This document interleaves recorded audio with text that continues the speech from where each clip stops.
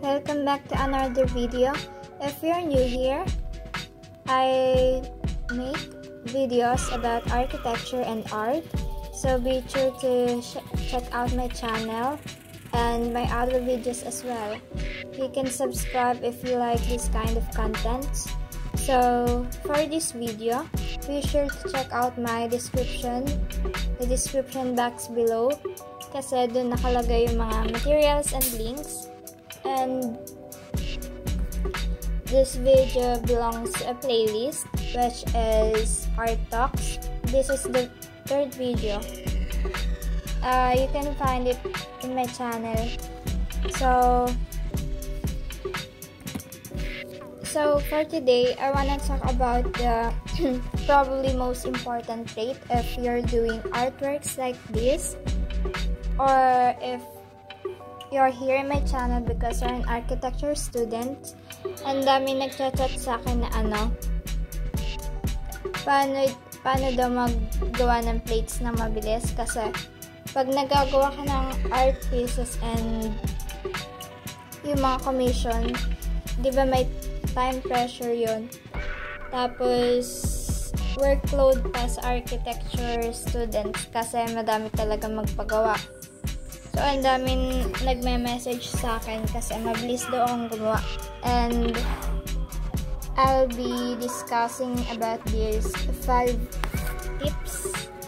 Siguro hindi lang ito yung tips na meron, pero ito yung pinaka-main.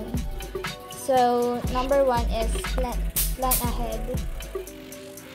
If you're gonna make an artwork, dapat naka-prepare na lahat. May reference ka na, tapos alam mo na yung gagawin mo. Hindi yung nakahanda na lahat yung materials mo, nakapag-sketch ka na, pero hindi ka makapag-decide kung ano yung kulay, ano yung itsura, ano yung style. So, parang mag-iisip ka pa on the spot. So, magpapatagal yun. Unlike, alam mo na lahat ng gagawin or gagayahin mo na lang yung reference. So, for the second tip is assign a distinct art style. Dito nahihirapan yung mga beginners kasi simula pa lang nila, wala pa silang masyadong experience, so hindi pa sila nakakapag-assign ng art style, or probably amateur na sila pero random yung art style kasi hindi nila mahanap yung gusto nilang itsura ng artworks nila. Pag naghanap ka ng art style, ibig sabihin, yun yung pinakamadali para sa'yo, dun ka pinakasanay. Kasi yun yung madalas gagamitin mo, or yun laang. Ako, personally, hindi lang iisa yung art style ko, magkakaiba sa watercolor. Siguro may 3 styles ako sa isang medium. Yun yung itsura ng piece ng result. Pag meron ka nun, syempre, alam mo na yung steps, alam mo na yung gagawin. So, mapapabilis na yung process mo.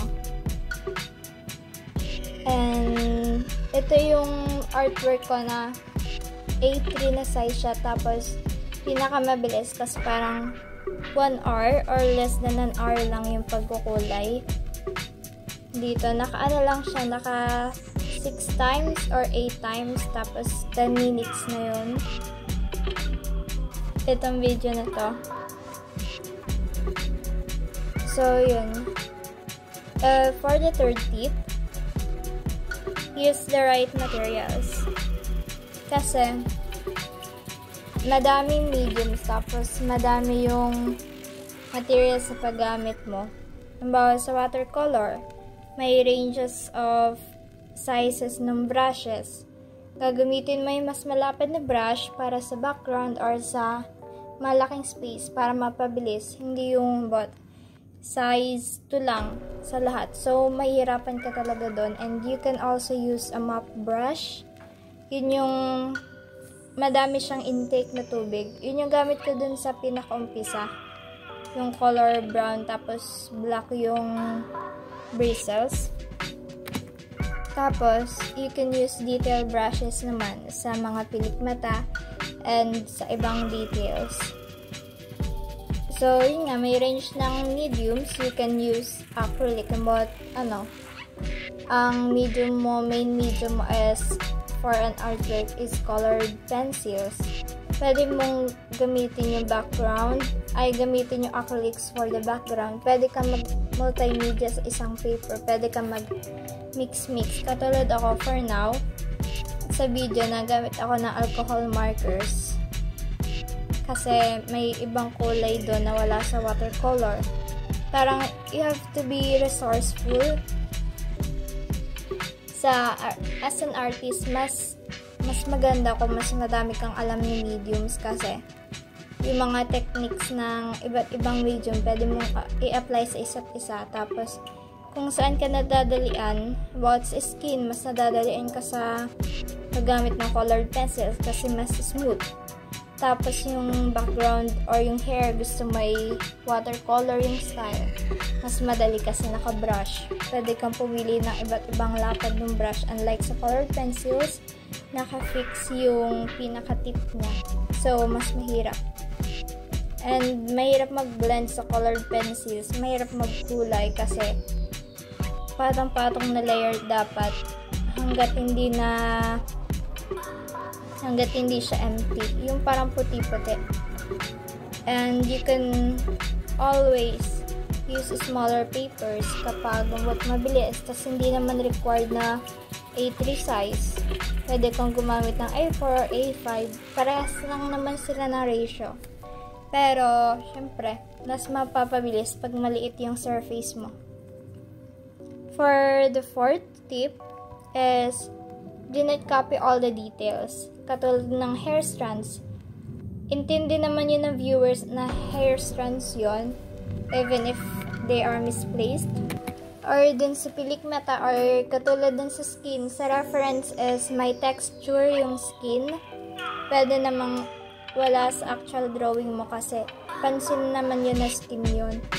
Hindi mo kailangan kopyahin lahat ng details para lang masabi na ma-identify kung ano yung bagay na yun. And for the last one is most probably na pinakakailangan mo is be on the mood.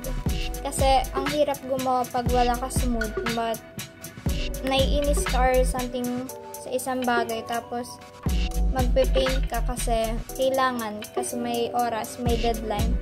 Malimit yun kapag may ipapasok ang plates or commission. Kailangan ay nasa mood ka talaga ka. Pilitin pag may time pressure. Kasi pag nasa mood ka, less mistakes.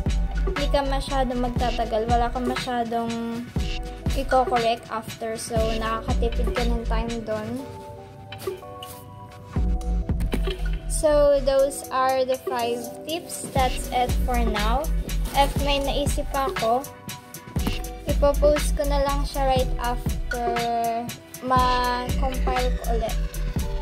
And I wanna talk about something else for the last 2 minutes. If you're wondering about my other artworks, nakapost yun lahat sa social media accounts ko. Wala pa akong website for now. Yung mga nagtatanong kasi I have an Instagram account and a Facebook as well. Tapos may TikTok and YouTube. You can browse doon. Ang links ay nasa description box below together with the materials. And yun. I'm planning to have more videos dito sa playlist na to. If you have something to recommend, you can chat it in the comment section below or chat me directly in, let's say, Messenger or Instagram. And I see to it kung kaya ko, and kung kaya ng time ko, edi gagawin ko na lang.